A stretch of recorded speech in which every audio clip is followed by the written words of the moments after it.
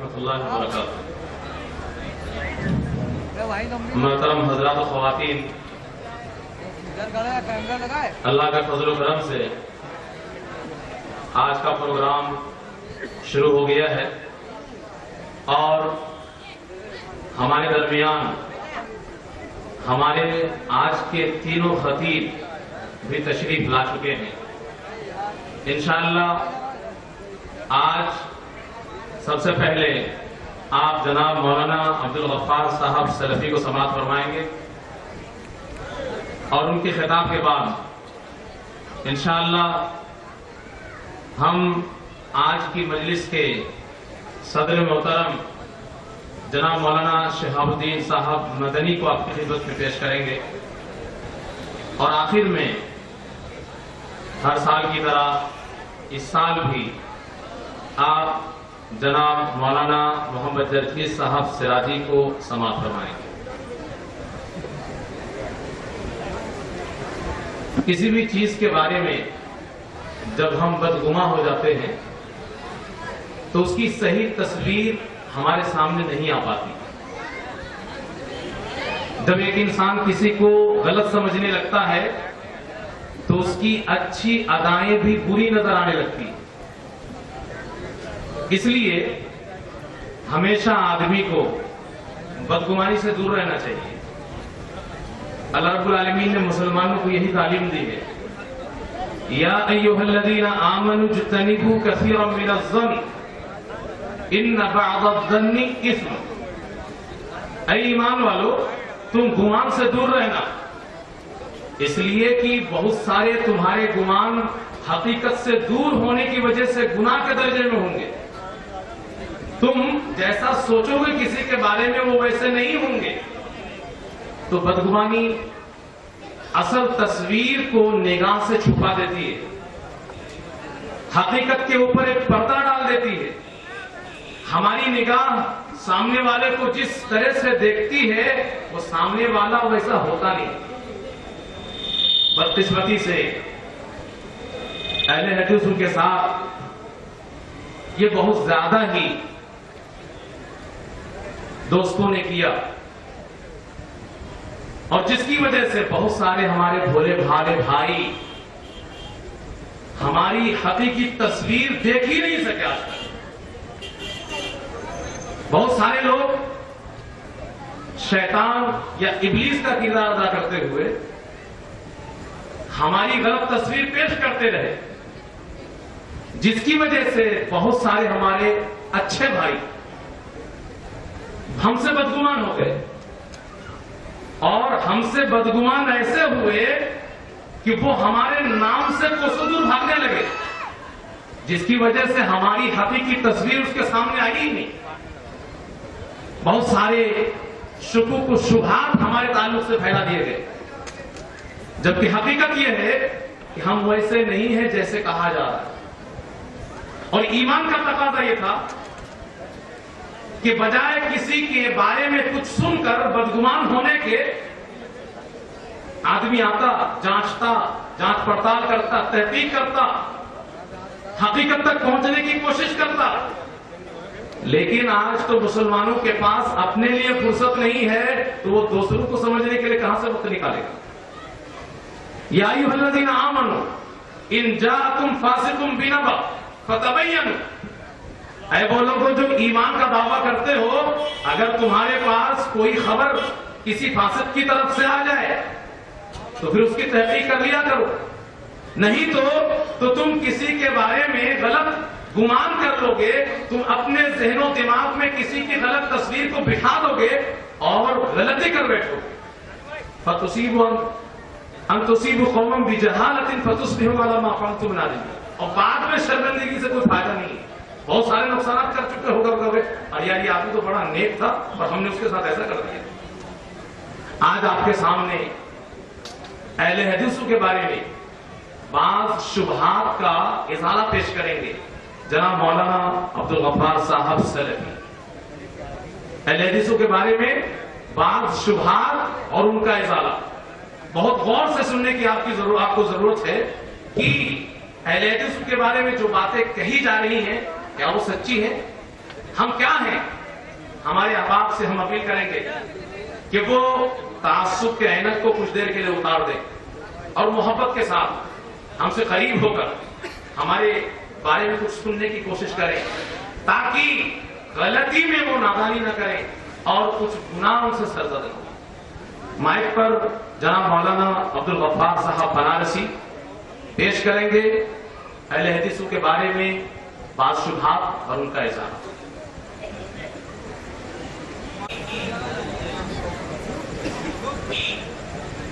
السلام علیکم ورحمۃ اللہ وبرکاتہ۔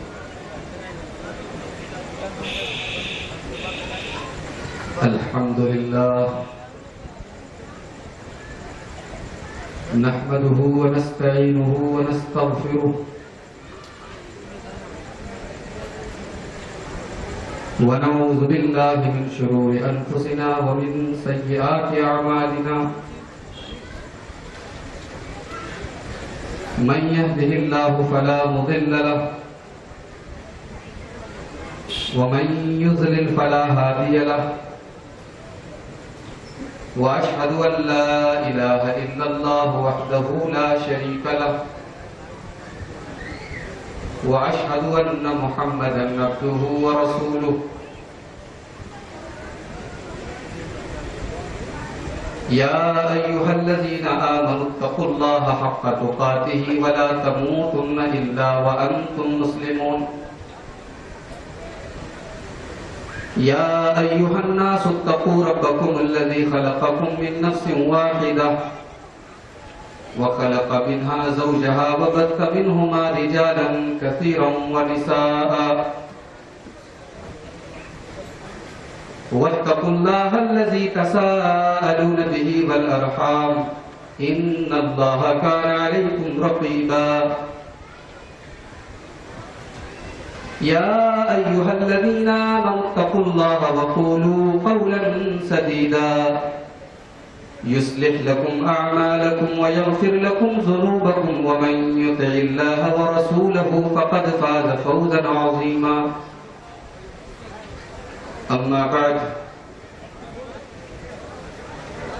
فإن خير الحديث كتاب الله، وخير الهدي هدي محمد صلى الله عليه وسلم، وشر الأمور محدثاتها، وكل محدثة بدعة، وكل بدعة ضلالة، وكل ضلالة في النار۔ أعوذ بالله من الشيطان الرجيم، بسم الله الرحمن الرحيم۔ يا أيها الذين آمنوا إن جاءكم فاسق بنبأ فتبينوا أن تصيبوا قوما بجهالة فتصبحوا على ما فعلتم نادمين۔ محترم علماء کرام، محترم بزرگوں، نوجوان بھائیوں، پردہ نشین ماؤں اور بہن،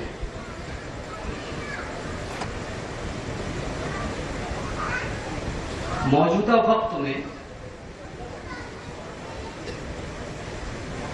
اپنی بات کو دوسروں تک پہنچانے کا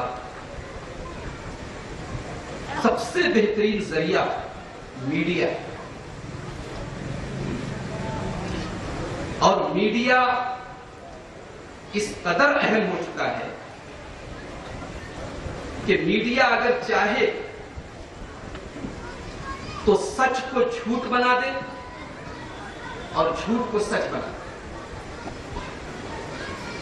میڈیا اگر چاہے کسی اچھے انسان کو بدنام کر دے اور کسی بدنام انسان کو آپ کی نظروں میں معزز بنا دے۔ ایک مسلمان کے لیے دین کے مسائل کے سلسلے میں میڈیا کیا ہے؟ یہ جلسے ہیں، علماء کرام کے اسٹیج ہیں، کتابیں ہیں، مسجدوں کے منبر، یہ دین کا میڈیا ہے۔ آج دین کے میڈیا کو استعمال کر کے مسلک اہل حدیث کے تعلق سے دماغوں کے اندر اتنا زہر بھر دیا گیا ہے کہ آج لوگ اہل حدیث کے نام سے بھاگتے ہیں. ممبروں سے اسٹیجوں سے جس مسلمان کو یہ سکھایا گیا ہو کہ اہل حدیث نبی کو نہیں مانتے، ایک وہ مسلمان جس کے دل میں ذرہ برابر بھی نبی سے پیار ہو، نبی سے محبت ہو، وہ آدمی کیا ان لوگوں کے ساتھ اٹھنا بیٹھنا چلنا پھرنا یا ان سے تعلقات قائم کرنا پسند کرے گا جن کے بارے میں اس کے دماغ میں یہ بٹھا دیا گیا ہو کہ یہ نبی کو نہیں مانتے؟ جن صحابہ کے بارے میں ہر مسلمان یہ جانتا ہے اور مانتا ہے کہ اللہ کے نبیوں کے بعد اس زمین پر سب سے افضل اگر کوئی قوم ہے تو صحابہ کی قوم ہے، ان صحابہ کے بارے میں جب دماغ میں یہ بٹھا دیا جائے کہ اہل حدیث صحابہ کو نہیں مانتے، یہ اماموں کے دشمن ہیں، یہ اللہ کے ولیوں کے دشمن ہیں، یہ انگریز کی پیداوار ہے،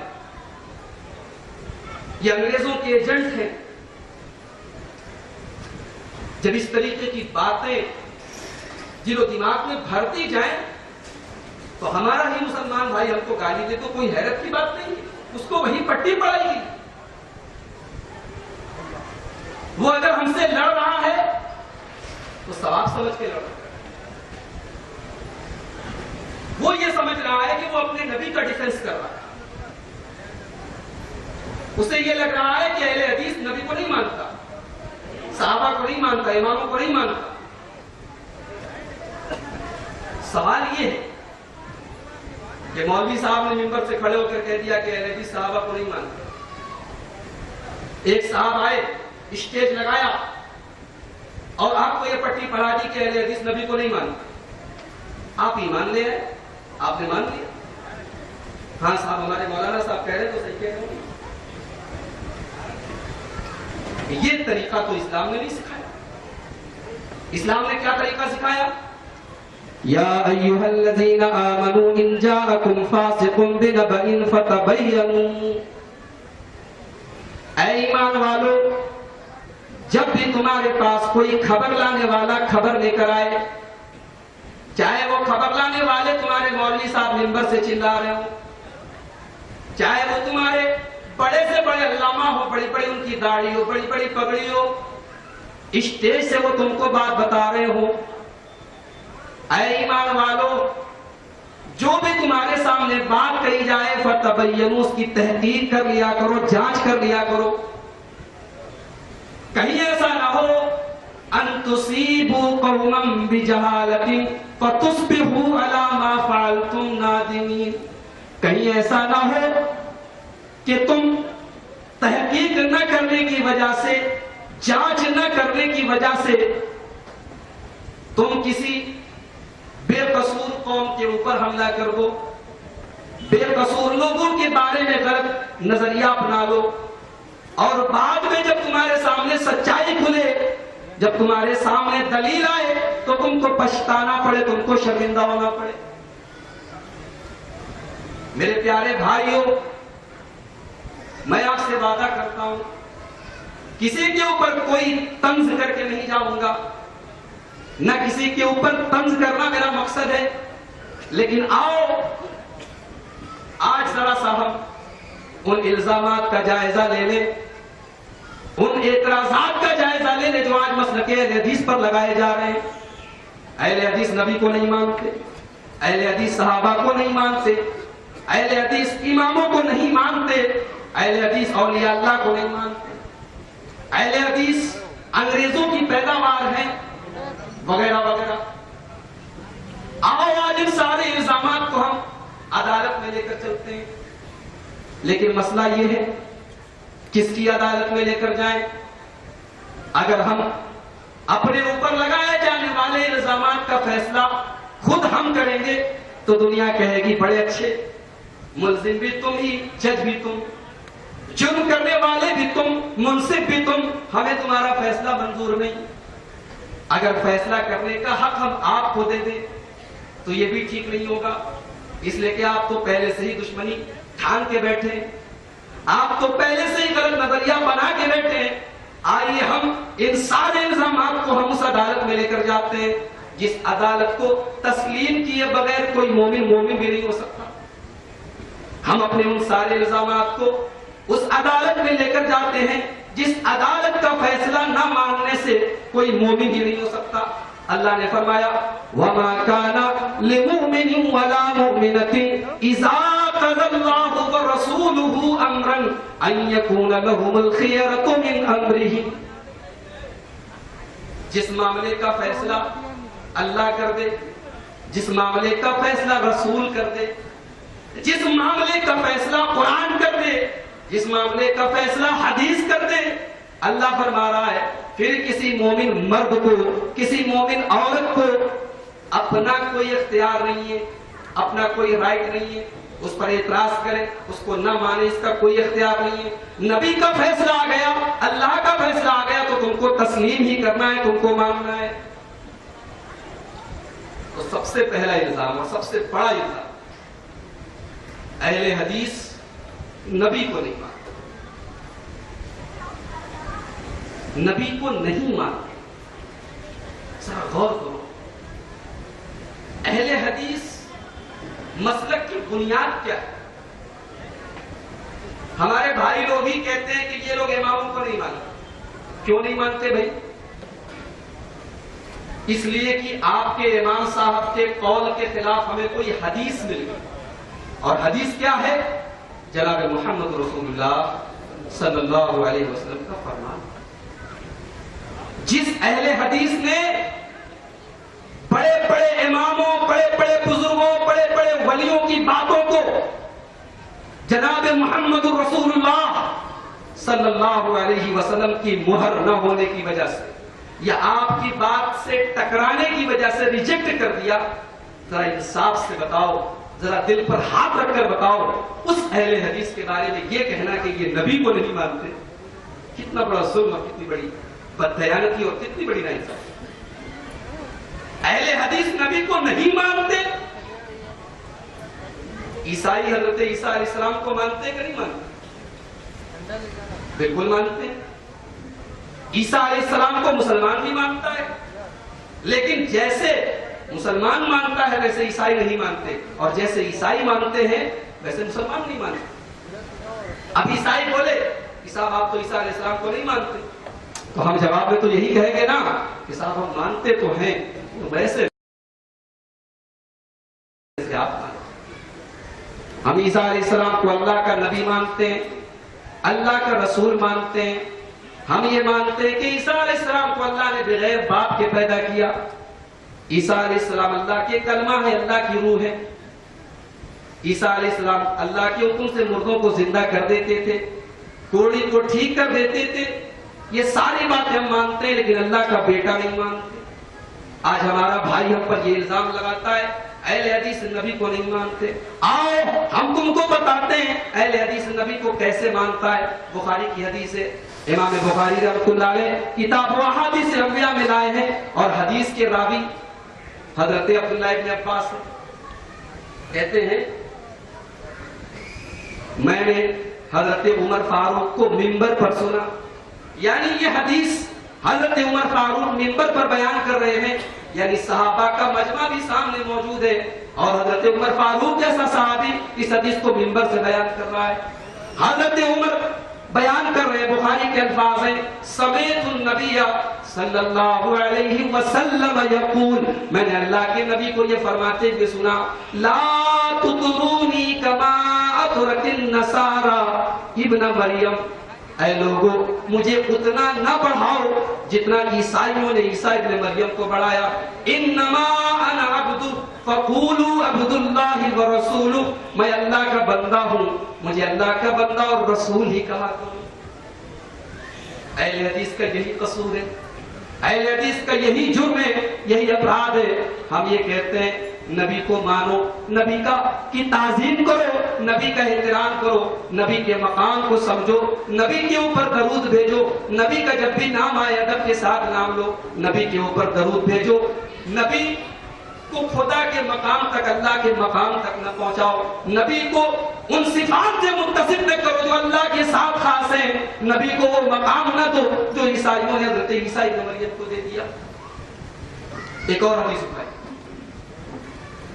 امام احمد رحمۃ اللہ علیہ اپنی مسند میں حدیث کو لائے اور بالکل صحیح حدیث ہے، صحیح مسلم کی شرط کے مطابق۔ حدیث کے راوی حضرت انس ہیں، کہتے ہیں ایک مرتبہ ایک صحابی آئے اور آ کر اللہ کے نبی سے کہنے لگے، یا نبی اللہ، اے اللہ کے نبی، یا سیدنا، اے ہمارے سردار، وابن سیدنا، اے ہمارے سردار کے بیٹے، یا خیرنا، اے ہم میں سب سے بہترین انسان، ویا ابن خیرنا، اور اے ہم میں سب سے بہترین انسان کے بیٹے۔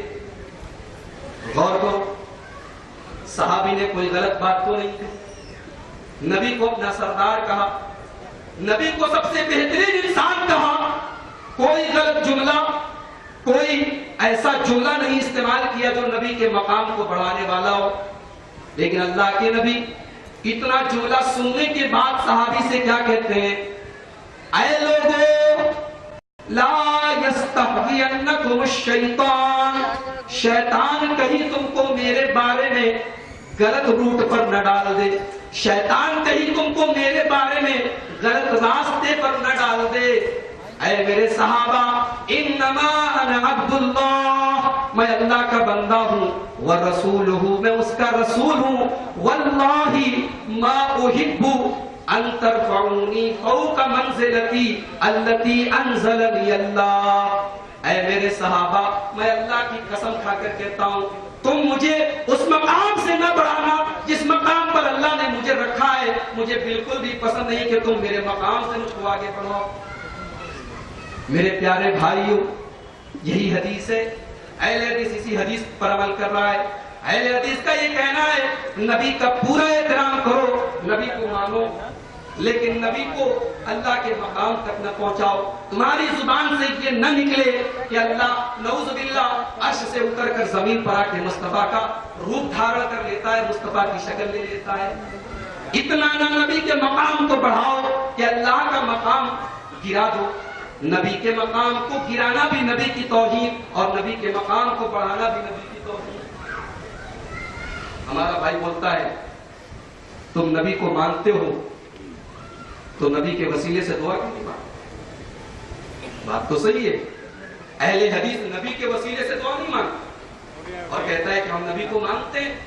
اہل حدیث دراصل نبی کے وسیلے سے دعا نہیں مانگتا، نبی کے لیے وسیلہ مانگتا ہے، کیونکہ اس کے نبی جناب محمد رسول اللہ صلی اللہ علیہ وسلم نے اس کو اس کا حکم دیا ہے۔ حدیث اٹھائیے مسلم شریف کی کتاب الصلاۃ کی حدیث ہے، اللہ کے نبی فرماتے ہیں اذا سمعتم المؤذن، جب تم مؤذن کو اذان دیتے ہوئے سنو، فقولوا مثل ما یقول، تو تم اذان کا جواب ویسے ہی دو جیسے مؤذن بولتا ہے، اور جب تم اذان کا جواب دے دو ثم صلوا علیہ، پھر میرے اوپر درود بھیجو۔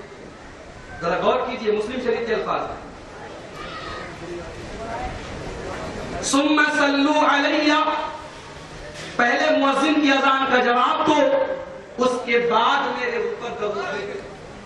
آج ہمارے بہت سارے بھائی پہلے درود بھیجتے پھر اذان دیتے۔ نبی کیا فرما رہے ہیں؟ اذان کا جواب دو ثم صلوا علیہ، پھر میرے اوپر درود بھیجو۔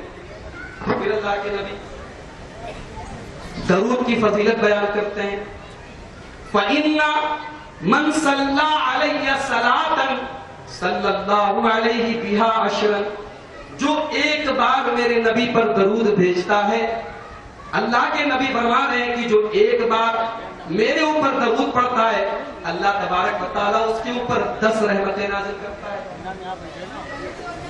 اے بھائی تھوڑا خاموش، اذان کا جواب دو پھر نبی پر درود بھیجو۔ اس کے بعد اب اللہ کے نبی آگے کیا فرما رہے ہیں؟ مسلم کے الفاظ ہے، کتاب الصلاۃ کی روایت، ثم سلوا اللہ لی الوسیلہ، پھر تم اللہ سے میرے لیے وسیلہ مانگو۔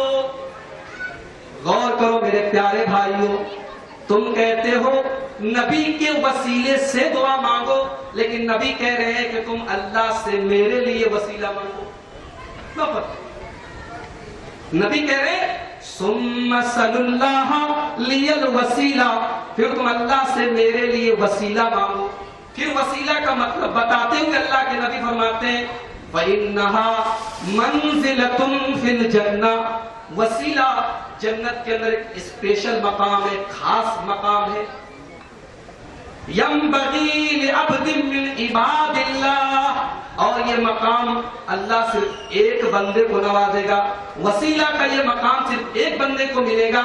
اور اللہ کے نبی فرماتے ہیں وَأَرْجُو أَنْ أَكُونَ هُوَ، اور مجھے امید ہے کہ وہ بندہ اللہ کا میں ہوں۔ فَمَنْ سَأَلَ لِيَ الْوَسِيلَةَ، تو جس نے میرے لیے وسیلہ مانگا، جس نے اللہ سے میرے لیے وسیلہ کی دعا کی، حَلَّتْ لَهُ شَفَاعَتِي، میں قیامت کے دن اس کی شفاعت کروں گا۔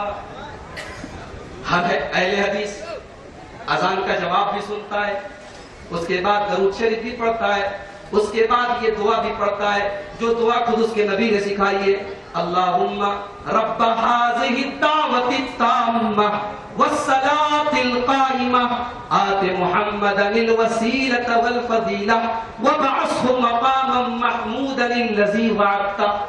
اے اللہ، اے اس اذان کے مالک، اس پکار کے مالک، اے اللہ تو اپنے نبی کو وسیلہ عطا فرما۔ ہم اپنے نبی کے لیے وسیلہ کی دعا کرتے ہیں جیسا کہ ہمارے نبی نے ہم کو تعلیم دی، اور ہم اللہ سے یہ دعا بھی کرتے ہیں، یہ امید بھی رکھتے ہیں کہ اللہ کے نبی قیامت کے دن ہم سب کی شفاعت کریں گے انشاءاللہ۔ غور کرو میرے بھائیو، کہاں نبی نے اپنے لیے وسیلہ مانگنے کی تعلیم دی تھی، ہمارا بھائی کہتا ہے کہ تم نبی کے وسیلے سے دعا کیوں نہیں مانگتے؟ اس کے بعد ہمارا بھائی بولتا ہے قرآن تو کہتا ہے کہ اللہ کی بارگاہ میں وسیلہ تلاش کرو۔ سورہ مائدہ آیت نمبر 35، یا ایھا الذین آمنوا اتقوا اللہ وابتغوا الیہ الوسیلہ وجاہدوا فی سبیلہ۔ اللہ فرماتا ہے کہ اے ایمان والو، اللہ سے ڈرو اور اللہ تک پہنچنے کے لیے وسیلہ تلاش کرو۔ تو اللہ تو کہہ رہا ہے کہ وسیلہ تلاش کرو، اور تم لوگ وسیلہ نہیں لگاتے اپنی دعا میں۔ سوال یہ ہے کہ اس آیت کا مطلب صحابہ نے کیا سمجھا، اس آیت کا مطلب اس امت کے سلف نے کیا سمجھا، جو ہم سے زیادہ قرآن اور حدیث کے سمجھنے والے تھے۔ امام قتادہ رحمت اللہ علیہ جو بہت بڑے تابعی ہیں اور قرآن کے بہت بڑے مفسر ہیں، وہ کہتے ہیں اس آیت میں وسیلہ کا مطلب یہ ہے وَابْتَغُوا إِلَيْهِ الْوَسِيلَةَ أَيْ بِصَالِحِ أَعْمَالِكُمْ وَالْعَمَلِ بِمَا يُرْضِيهِ۔ اس آیت میں وسیلہ کا مطلب یہ ہے کہ نیک عمل کر کے اللہ کو خوش کرو، ایسے عمل کرو جس سے اللہ راضی۔ وسیلہ کا مطلب یہ ہوا کہ نیک عمل کر کے اللہ کو راضی کرو، اللہ کو خوش کرو۔ وسیلہ کا یہ مطلب نہیں ہے کہ اپنی دعاؤں میں نبی کا نام لو اور یہ کہو کہ اللہ میں تیرے نبی کے وسیلے سے دعا مانگوں۔ اچھا، یہ تو تابعی عبداللہ ابن عباس جو نبی کے صحابی ہیں اور جن کے بارے میں پوری امت کا اتفاق ہے کہ قرآن حکیم کو سب سے زیادہ سمجھنے والے یہی ہیں۔ عبداللہ ابن عباس کیا کہتے ہیں کہ اس آیت میں وسیلہ سے مراد حاجت ہے۔ کیا لیفٹ رائٹ لگا رکھا ہے بھائی، تھوڑا سکون سے چل لے تو 1 گھنٹہ۔ حاجت، عبداللہ ابن عباس کہہ رہے ہیں وَابْتَغُوا إِلَيْهِ الْوَسِيلَةَ کا مطلب یہ ہوا کہ اللہ کی بارگاہ میں اپنی تمام ضرورتیں پیش کرو۔ وَابْتَغُوا إِلَيْهِ الْوَسِيلَةَ کا یہ مطلب نہیں ہوا کہ اپنے بزرگوں کو، اپنے ولیوں کو اور میرے نبی کو مجھ تک پہنچنے کے لیے وسیلہ بنا دو، بلکہ عبداللہ ابن عباس جیسا صحابی اس آیت کا مطلب بتا رہا ہے کہ وَابْتَغُوا إِلَيْهِ الْوَسِيلَةَ کا مطلب یہ ہوا کہ اللہ کی بارگاہ میں اپنی تمام ضروریات، اپنی حاجات اور اپنی فریاد رکھو۔ اب بتائیے، ہمارا بھائی جو وسیلہ کا مطلب بتاتا ہے وہ تو دھراشائی ہو گیا، وہ تو ڈسٹرائے ہو گیا۔ اچھا، وسیلہ کا یہ مطلب سمجھنا کہ نیک اور بزرگ لوگوں کو وسیلہ بنایا جائے، یہ تو دراصل مکہ کے کافروں کا فارمولہ تھا. قرآن حکیم بیان کرتا ہے سورہ زمر آیت نمبر 3، اے میرے نبی ان سے پوچھو کہ تم ان بتوں کی پوجا کیوں کرتے ہو، ان مورتیوں کے آگے سجدہ کیوں کرتے ہو؟ تو مکہ کے کافر جواب کیا دیتے؟ ما نعبدہم الا لیقربونا الی اللہ زلفا. ہم ان کی عبادت نہیں کرتے. حضرت عباس رضی اللہ تعالیٰ عنہ کے پاس، جو اللہ کے نبی کے چچا تھے، حضرت عباس کے پاس آئے اور کہا کہ آپ اللہ کے نبی کے چچا ہیں، آپ بارش کی دعا کر دیجئے. چنانچہ حضرت عباس نے دعا کی کہ اے اللہ، تیرے نبی کی زندگی میں، تیرے نبی کی موجودگی میں ہم تیرے نبی سے بارش کی دعا کرواتے تھے. اے اللہ، آج ہم تیرے نبی کے چچا سے بارش کی دعا کروا رہے ہیں. اے اللہ تو بارش نازل فرما. پتہ یہ لگا کہ اگر کوئی نیک آدمی، اللہ کا ولی، زندہ بزرگ انسان اگر موجود ہے تو اس سے دعا کروانا یہ جائز ہے، لیکن اگر نبی کا وسیلہ لگانا یا اپنی دعاؤں میں وسیلہ نبی کا لینا جائز ہوتا تو مجھے انصاف سے بتاؤ میرے بھائیوں، تعصب کر کی حیرت اتار کے بتاؤ کہ جب نبی کا وسیلہ لگایا جا سکتا تھا تو لوگوں نے نبی کو چھوڑ کے نبی کے چچا سے دعا کیوں کروائی؟ ڈائریکٹ نبی کا وسیلہ لگاتے اور آسمان سے بارش ہو جاتی نا.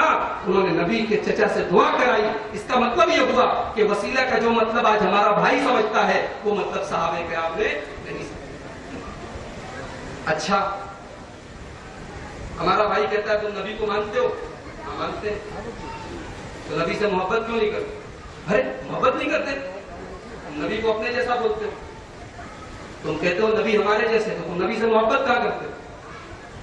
پہلی بات، اگر کوئی اہل حدیث یہ کہتا ہے کہ نعوذ باللہ نبی ہمارے جیسے، تو غلط بولتا ہے. الحمدللہ کسی اہل حدیث کا یہ عقیدہ نہیں کہ نبی ہمارے جیسے. ایسا کیسے ہو سکتا ہے جب اللہ تبارک و تعالیٰ نے اپنے نبی کو بے شمار خصوصیتوں سے نوازا؟ نبی ہمارے جیسے کیسے ہو سکتے ہیں؟ اللہ کے نبی کو فرماتے ہیں، مسلم شریف کتاب الفضائل کی روایت ہے، اللہ کے نبی فرماتے ہیں انا سید ولد آدم یوم القیامہ، میں قیامت کے دن تمام آدم کی اولاد کا سردار رہوں گا. وَأَوَّلُ مَنْ يَنْشَقُّ عَنْهُ الْقَبْرُ، اور قیامت کے دن سب سے پہلے میری قبر پھٹے گی. وَأَوَّلُ شَافِعٍ، اور قیامت کے دن اللہ کی بارگاہ میں سب سے پہلے میں شفاعت کروں گا. وَأَوَّلُ مُشَفَّعٍ، اور قیامت کے دن سب سے پہلے میری شفاعت قبول کی جائے گی. بھلا بتاؤ اس آیت کی موجودگی میں کوئی اہل حدیث یہ کیسے کہہ سکتا ہے کہ نبی ہمارے جیسے؟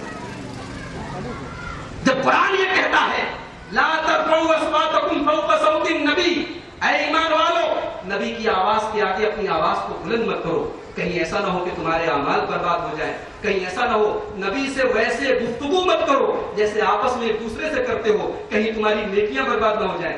ایک اہل حدیث کیسے کہہ سکتا ہے کہ نبی ہمارے جیسا؟ اللہ کے نبی نماز پڑھا رہے ہیں، صحابہ پیچھے نماز پڑھ رہے ہیں، ابھی نماز شروع نہیں ہوئی ہے. اللہ کے نبی صلی اللہ علیہ وسلم صحابہ سے کہتے ہیں اپنی اپنی صفوں کو سیدھا کرو، اپنی اپنی صفوں کو درست کرو. کیوں؟ کیونکہ میں نماز میں اپنے پیچھے بھی دیکھتا ہوں. بھلا بتاؤ ہمیں سے کون انسان اپنے پیچھے دیکھتا ہے؟ میرے نبی کو یہ مقام دیا گیا کہ میرے نبی نماز میں اپنے پیچھے دیکھتے ہیں. کون ایسا اہل حدیث ہے جو یہ کہے گا نبی ہمارے جیسے؟ اللہ کے نبی سوئے ہوئے ہیں، دو فرشتے آتے ہیں، دونوں فرشتے آپس میں بات کر رہے ہیں. ایک فرشتہ بولتا ہے کہ جو نبی سو رہے ہیں ان کی ایک بہترین مثال میرے پاس ہے. دوسرا فرشتہ بولتا ہے کیا فائدہ ہے، تو سو رہے ہیں. تو پہلا فرشتہ بولتا ہے یہ سو رہے ہیں، آنکھیں سو رہی ہے لیکن دل جاگ رہا ہے. آنکھیں سو رہی ہے لیکن دل جاگ رہا ہے. پھر فرشتہ مثال بیان کرتا ہے، اور مثال بھی کتنی پیاری بیان کرتا ہے. کہتا ہے کہ ایک آدمی نے ایک گھر بنایا، گھر میں دعوت رکھی، اور اس کے بعد ایک آدمی کو دعوت دینے کے لیے بھیجا. اب جس آدمی نے اس کی دعوت کو قبول کیا اس کو تو دعوت ملی، اور جس نے دعوت قبول نہیں کیا اس کو دعوت نہیں ملی. تو فرشتے نے پوچھا اس مثال کا مطلب کیا ہے؟ بولے گھر بنانے والا اللہ ہے، اور گھر سے مراد جنت ہے، اور دعوت دینے والے جناب محمد رسول اللہ صلی اللہ علیہ وسلم ہیں. اور جس نے آپ کی دعوت کو قبول کیا یعنی آپ کے اوپر ایمان لے آیا وہ جنت میں جائے گا، اور جو نبی کے اوپر ایمان نہیں لایا وہ جنت میں نہیں جائے گا. یہ حدیث بتا رہی ہے کہ نبی جب سوتے ہیں تو نبی کی آنکھیں سوتی ہیں لیکن دل جاگتا ہے. اب بھلا بتاؤ کون ایسا اہل حدیث مجھے کہے گا کہ نبی ہمارے جیسے؟ نبی ہمارے جیسے نہیں ہے، لیکن ہاں جیسے ہم انسان ہیں نبی بھی انسان ہے. اہل حدیث یہ بولتا ہے, اہل حدیث یہ نہیں کہتا نبی ہمارے جیسے. اہل حدیث یہ بولتا ہے کہ نبی نور نہیں ہے, نبی فرشتے نہیں ہیں, نبی جن نہیں ہے, نبی کیا ہے؟ بشر ہے. اور اہل حدیث یہ بات بھی اپنی طرف سے نہیں بولتا, یہ بات بھی قرآن سے بولتا ہے. قل انما انا بشر مثلکم یوحی الی انما الہکم الہ واحد. میرے نبی اعلان کر دو کہ میں ایک بشر ہوں تمہاری طرح, یعنی انسان ہونے میں میں اور تم برابر ہوں. باقی اللہ کے نبی کو جو کمال دیے گئے, جو امتیازات دیے گئے, جو اسپیشلٹیز دی گئی, جو خصوصیتیں دی گئی, وہ بے شمار ہے. اور ان پر ایک پورا ایک ٹاپک ہے, وہ ابھی فی الحال اس کا وقت نہیں. اور بھلا اہل حدیث نبی سے محبت نہیں کرے گا؟ اہل حدیث کو لوگ بولتے ہیں 24 نمبر. 24 نمبر سے ایک آیت یاد آ گئی, سورہ توبہ کی آیت نمبر 24. سورہ توبہ آیت نمبر 24. اللہ فرماتا ہے قل ان كان آباؤكم وابناؤكم واخوانكم وازواجكم واموال اقترفتموها وتجارة تخشون كسادها ومساكن ترضونها احب اليكم من الله ورسوله وجهاد في سبيله فتربصوا حتى ياتي الله بامره. کیا مطلب ہوا؟ اللہ نے 8 چیزوں کا نام لے کر کہا, 8 چیزوں کا نام لے کر کہا کہ اے ایمان والو, اگر یہ 8 چیزیں تم کو میرے نبی سے زیادہ محبوب ہیں تو اللہ کے عذاب کا انتظار کرو, زلزلے کا انتظار کرو, طوفان کا انتظار کرو, سیلاب کا انتظار کرو.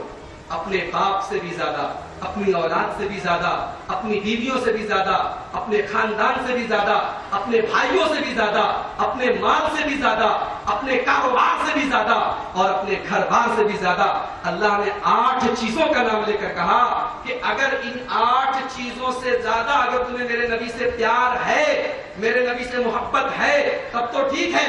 لیکن اگر ان 8 چیزوں میں سے ایک چیز کی محبت بھی میرے نبی سے بڑھ کر ہو گئی تو اللہ کے عذاب کا انتظار کرو. بھلا بتاؤ کون ایسا اہل حدیث ہے, کون ایسا مسلمان ہے جو قرآن کی اس آیت کو پڑھے گا اور وہ اپنے نبی سے محبت نہیں کرے گا؟ ارے اہل حدیث کا تو یہ ایمان ہے کہ جب تک نبی سے محبت نہ کرے انسان, اس کا ایمان مکمل نہیں ہو سکتا. واللہ, اللہ کے نبی نے فرمایا لا یؤمن احدکم حتی اکون احب الیہ من والدہ وولدہ والناس اجمعین. تم میں سے کوئی آدمی مومن ہو ہی نہیں سکتا جب تک اپنے باپ سے زیادہ, اپنی اولاد سے زیادہ اور تمام لوگوں سے زیادہ مجھ سے محبت نہیں. تو نبی کو نہیں مانتے. ثابت ہوا کہ اہل حدیث نبی کو مانتے ہیں, لیکن ہمارے بھائی نبی سے محبت ہمارے بھائی بھی کرتے ہیں, اہل حدیث بھی کرتا ہے, لیکن اظہار محبت کے طریقے میں فرق ہے. ہمارے بھائی کہتے ہیں کہ نبی کی محبت کے نام پر یہ کرو, یہ کرو, یہ کرو, یہ کرو, یہ کرو. ہم کہتے ہیں ہم وہی کریں گے جو صحابہ نے. ہم یہ کہتے ہیں کہ نبی سے سب سے زیادہ محبت کرنے والا اگر کوئی تھا, قیامت تک اگر کوئی ہو سکتا ہے, تو وہ نبی کے صحابہ تھے, جن کے نبی کے سچے محبت کرنے والے ہونے کی گواہی قرآن میں دی ہے. لہذا آج محبت رسول کے نام پر جتنے کام ہو رہے ہیں, کسوٹی صحابہ کی محبت ہے. صحابہ کی کسوٹی پر تولتے جاؤ, پرکھتے جاؤ اور ان تمام چیزوں کو ریجیکٹ کرتے جاؤ. اہل حدیث ریجیکٹ کرتا ہے تو اس پر یہ کلیم لگتا ہے, یہ کلیم لگایا جاتا ہے کہ یہ نبی کو نہیں مانتا. اچھا, ایک الزام یہ ہے کہ یہ لوگ صحابہ کو نہیں مانتے. صحابہ کو نہیں مانتے. کون صحابہ؟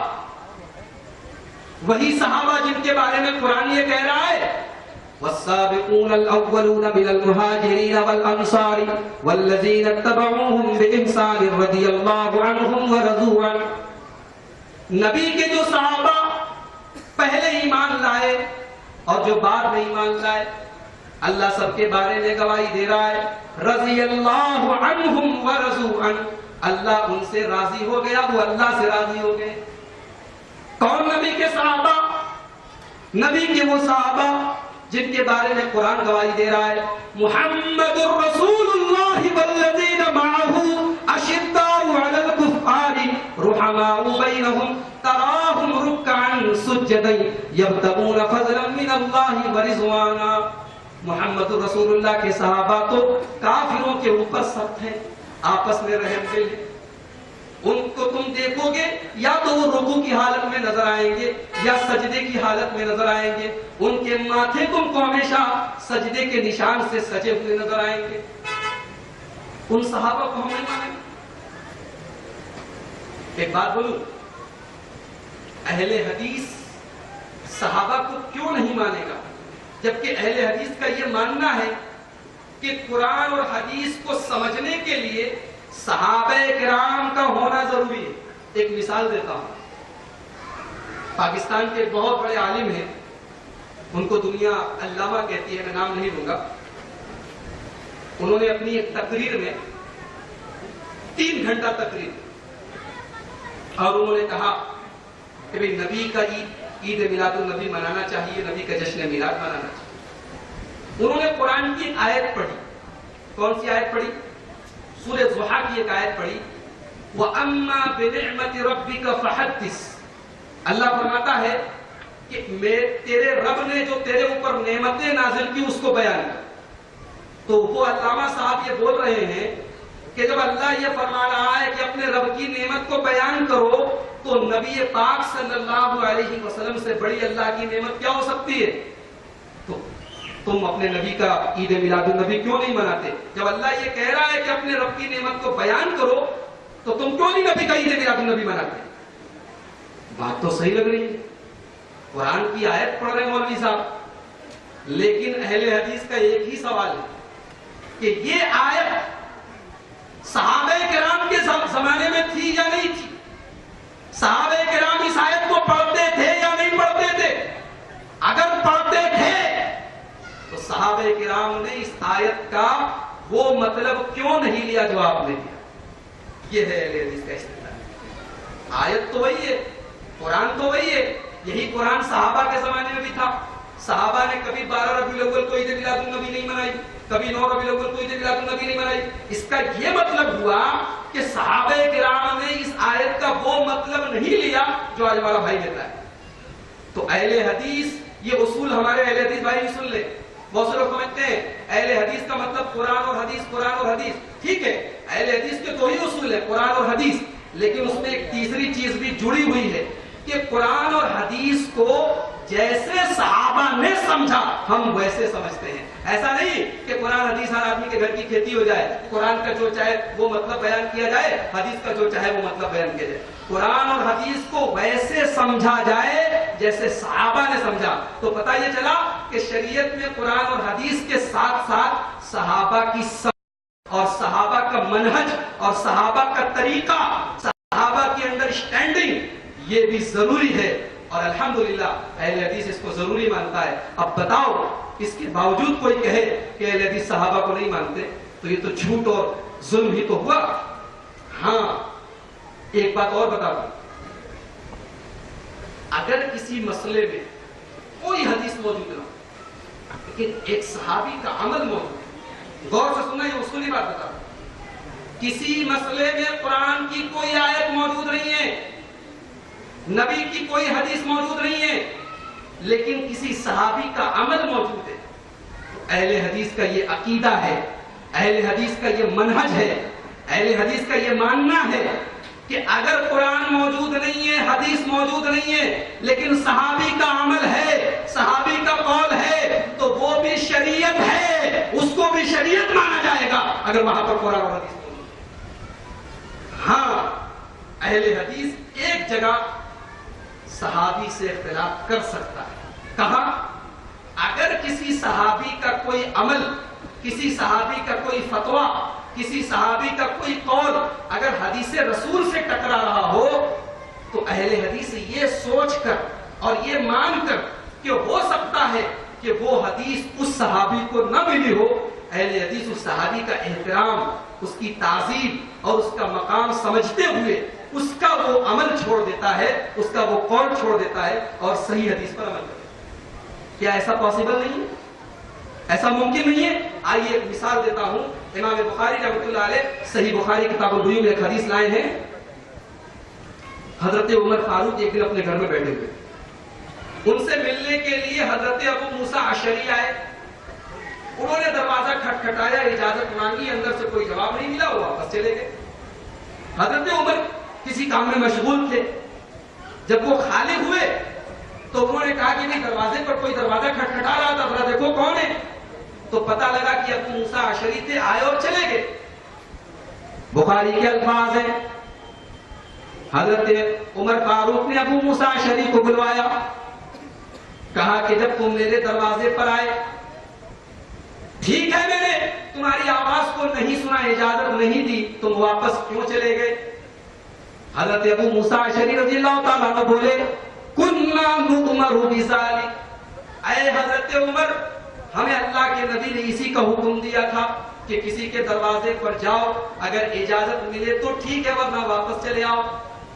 حضرت عمر بولے میں نے تو یہ حدیث نہیں سنی ہے، تم کوئی گواہ لاؤ۔ حضرت ابو موسیٰ اشعری صحابہ کے پاس آئے، انہوں نے کہا ایسی ایسی بات ہے۔ حضرت عمر نہیں مان رہے، گواہ مانگ رہے۔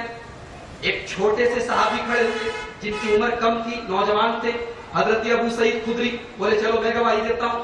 وہ آئے اور انہوں نے آ کر گواہی دی کہ ہاں اے عمر فاروق، ہم دونوں نے اللہ کے نبی کی یہ حدیث سنی ہے کہ اگر مسلمان کے گھر پر جاؤ، اجازت نہ ملے تو واپس چلے آؤ۔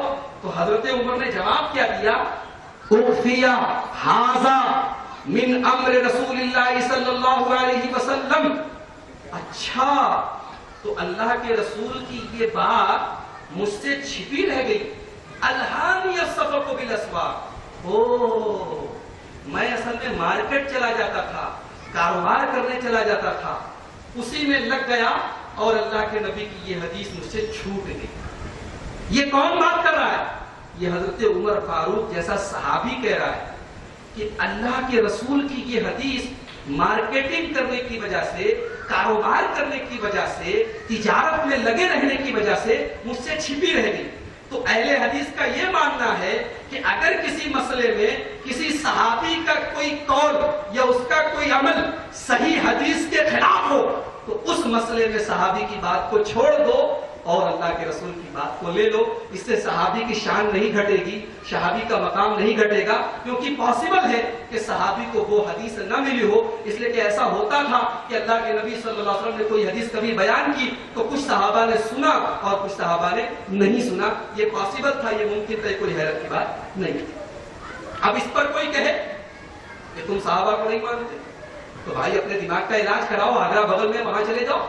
صحابہ کو نہ ماننے کا یہ مطلب تھوڑی ہے، صحابہ کو ماننے کا یہ مطلب تھوڑی ہے کہ حدیث کے خلاف بھی صحابی کی بات ہو تو مانا جائے۔ دیکھیے صحابہ کا مزاج کیا تھا، وقت کا میں ایک مثال اور دیتا ہوں۔ حضرت امیر معاویہ کتنے بڑے صحابی ہیں؟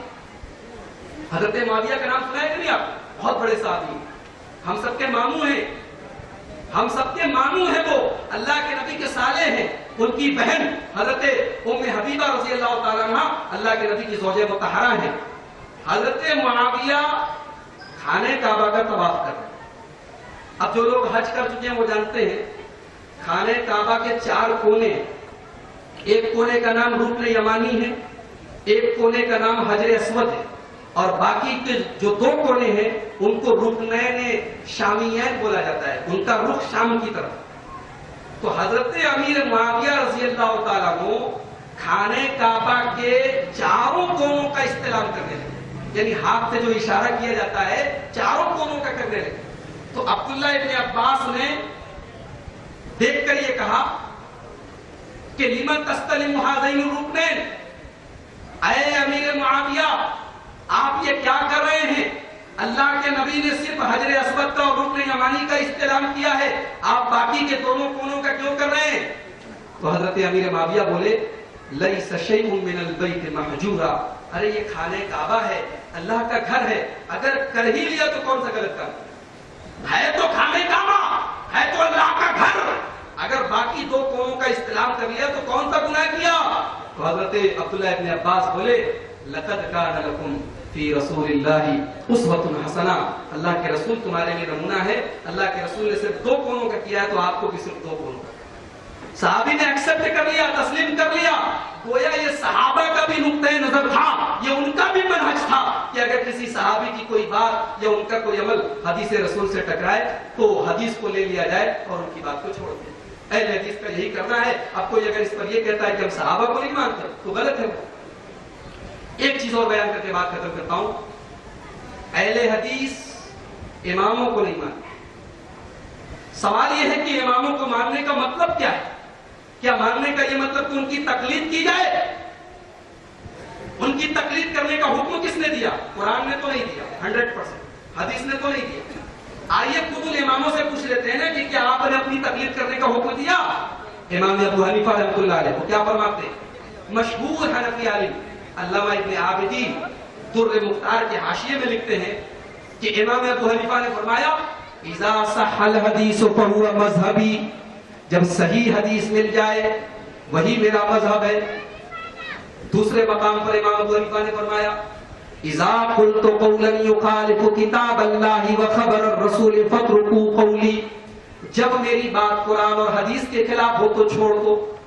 امام مالک رحمۃ اللہ علیہ فرماتے ہیں انما انا بشر، میں ایک انسان ہوں، اصیب و اختی، میرا فتویٰ صحیح بھی ہو سکتا ہے، میرا فتویٰ غلط بھی ہو سکتا ہے. فکل ما وافق الکتاب والسنہ، میرا جو فتویٰ قرآن اور حدیث کے مطابق ہو فخذوا، اس کو لے لو. وکل ما لم یوافق، اور میرا جو فتویٰ قرآن اور حدیث کے خلاف ہو فاترکوہ، اس کو چھوڑ دو. امام شافعی کیا کہتے ہیں؟ اجمع المسلمون على ان من استبان له سنت عن رسول اللہ صلی اللہ علیہ وسلم، اس بات پر سارے مسلمانوں کا اتفاق ہے کہ اگر اللہ کے نبی کی کوئی سنت تم کو مل جائے، اگر اللہ کے نبی کی کوئی حدیث تم کو مل جائے، لم یحل لأحد ان یدعها لقول احد، تو کسی دوسرے کی بات کی وجہ سے حدیث کو چھوڑا جائے. اس پر سب کا اتفاق ہے کہ ایسا کرنا جائز نہیں.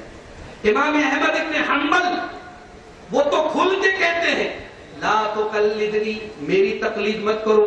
ولا تقلد مالکا، امام مالک کی تقلید مت کرو. ولا تقلد شافعیا، ہاں امام شافعی کی تقلید مت کرو. امام سفیان ثوری کی تقلید مت کرو. خذ من حیث اخذوا، بلکہ دین کو وہاں سے لو جہاں سے ان لوگوں نے. تو میرے بھائیوں، ان اماموں کو ماننے کا ہرگز یہ مطلب نہیں ہے کہ ان کی ہر بات آنکھ موند کر مان لیا جائے. انہوں نے خود کہا کہ اگر میری بات کے خلاف صحیح حدیث مل جائے اس کو لے لو.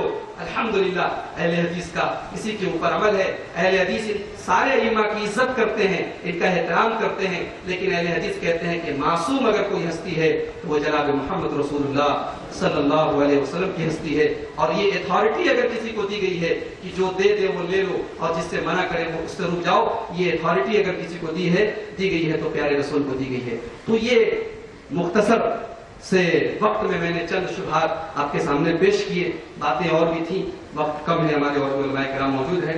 انشاءاللہ آئندہ کسی گفتگو میں، کسی مجلس میں مزید شبہات آپ کے سامنے پیش کیے جائیں گے. ہم بڑے درد کے ساتھ اپنے بھائیوں کو اس بات کی دعوت دیتے ہیں کہ غلط فہمی اور بدگمانی کسی مسئلے کا علاج نہیں.